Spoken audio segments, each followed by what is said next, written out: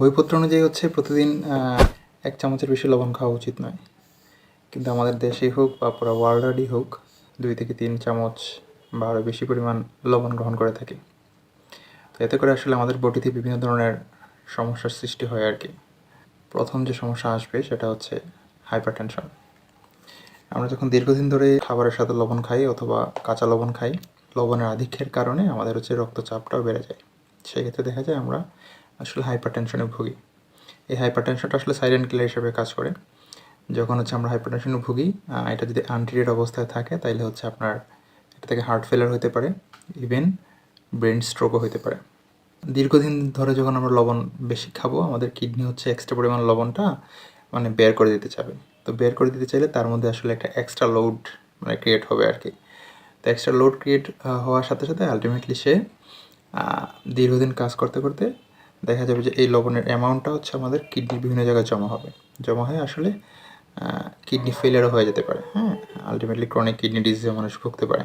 দীর্ঘদিন বেশি পরিমাণ লবণ খাওয়ার সাথে সাথে সে কী করে, সে হচ্ছে লবণের সাথে আমাদের বডিতে ক্যালসিয়ামটা আছে, ক্যালসিয়ামটাও প্রস্রাবের সাথে বেশি পরিমাণ বের করে দেয়।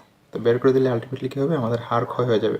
বিশেষ করে আমরা যারা বয়স্ক মানুষ যারা আছি, তারা যদি বেশি লবণ খাই তাহলে হচ্ছে আমাদের হাড় ক্ষয় হয়ে যাবে, এবং হাড় ক্ষয় হওয়ার সাথে সাথে আমাদের ফ্র্যাকচার বোনস ভেঙে যাওয়ার রিস্কটা বেড়ে যাবে আর কি। আমাদের পাকস্থলী যেটা আছে, পাকস্থলীর ভিতরে একটা সুন্দর লেয়ার আছে, যে লেয়ারটা হচ্ছে আমাদেরকে হেলিকোব্যাক্টর পাইলোরি নামে একটা জীবাণুকে প্রোটেকশন দেয় আর কি।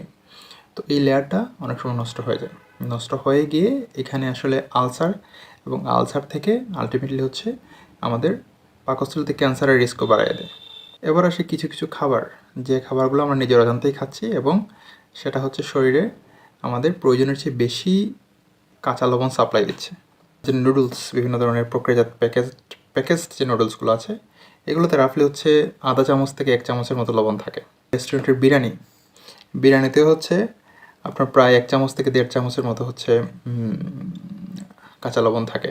চটপটি বা ফুচকা যখন খাই, এগুলো তো আধা চামচ থেকে 1 চামচের মতো লবণ থাকে। 10টা বিস্কুট যদি খাই, 10টা বিস্কুটে আপনাদের প্রায় আধা চামচের মতো লবণ থাকে। তো এই ছিল লবণ নিয়ে টুকটাক কথাবার্তা। আশা করছি ভিডিওটা আপনাদের জন্য কার্যকরী হবে। ধন্যবাদ সবাইকে।